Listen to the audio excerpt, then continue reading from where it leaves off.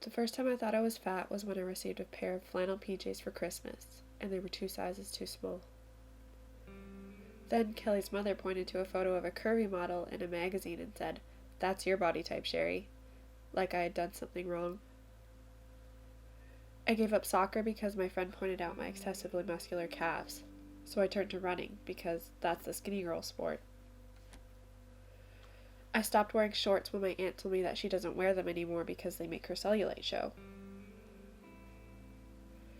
I started hiding behind my brother in family photos.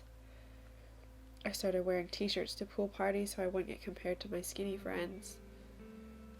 I started calculating my BMI daily and stopped eating.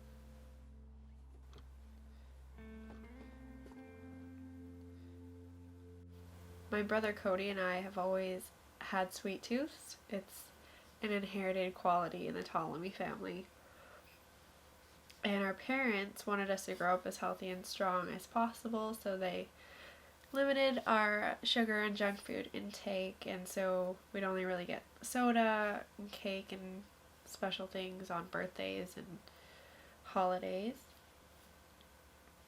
And I remember we would go through the couch cushions and the cup holders in the car and search for any loose change so that on Sundays when we went to church we could sneak off to the vending machine and buy a candy bar, and we would hide behind the vending machine and just like scarf it down, hoping that our parents wouldn't find us. And most of the time we got away with it, but sometimes we would get caught.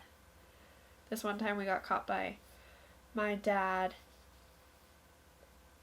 and he was really disappointed with us because we were being dishonest.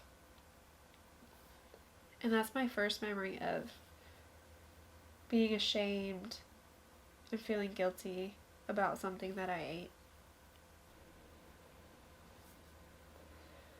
I've always hated my legs. I have really thick thighs and really muscular calves, and it's another inherited family trait. Ptolemy's basically come out of the womb with calf muscles, so I was always super self-conscious of them. And I always hated the fact that my legs were like twice as big as all the other girls I went to school with. And I just really wanted long, lean, like straight legs.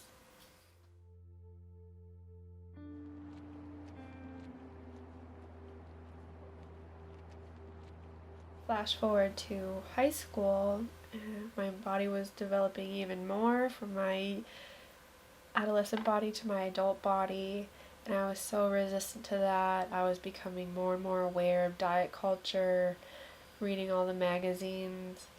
My relationship with my body and my body image was just getting worse and worse by the day. I was slowly learning ways that I could remedy that.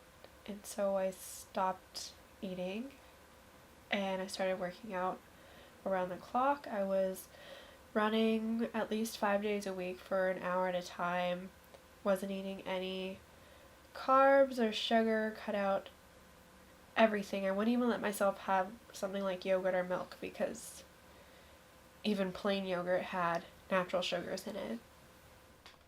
And it was working for a time. I was able to get myself down from a size 4 to a size 0 and then to a double 0.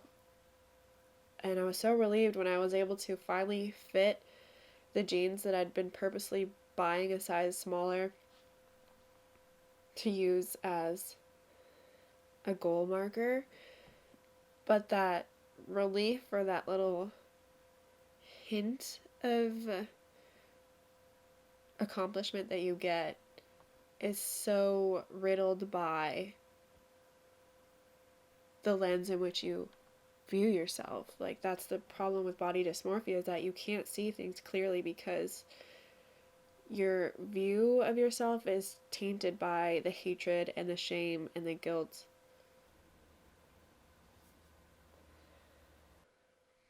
This one time when I was in a restricted phase, my brother brought home sour cherry blasters, and those were my favorite candies. And I'd been so good for so long, and I made my goal size, and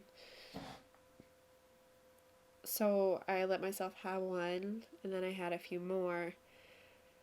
And then something switches off in your brain, and it's almost like this animalistic takeover where your mind isn't control anymore. Your body is just so desperate and so deprived that it just wants to eat everything in sight. And so I did. And at one point, when I was in a restrictive phase, I fainted at the bathroom at school, and my friend had to call the ambulance. And the first thing that they ask you is, have you ate or drank anything today? And I lied. Because I think even at the time, I knew that what I was doing was wrong, even if I couldn't put a name to it. And then in photography class, we were out in the courtyard taking photos, and I hopped up on a fence to take a photo. And I got really lightheaded, and I fainted again, except this time I fell back and I hit my head against a rock, and I got a concussion.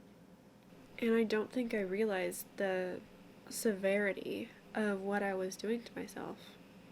And it continued in a similar pattern like that all throughout college. It wasn't until the pandemic hit that I dealt with my relationship with food and my body image. It took taking a step back to recognize what I was doing and start my healing journey. And I had to realize that it's not me against my body. We have the same goals. We want to live a long, happy, and healthy life. And with that, I was able to start appreciating my body for all it's done for me. You know, it got me through a pandemic. I was able to build this tiny house that I'm living in right now because my body is so strong and capable, and so many more things.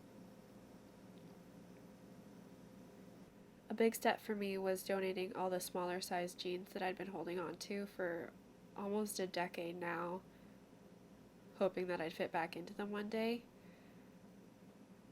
And I ordered new jeans that fit my body the way it is right now at this exact moment, because my body deserves the grace to just exist as it is today. And I still have a long way to go on my healing journey, but I think I'm on the right track.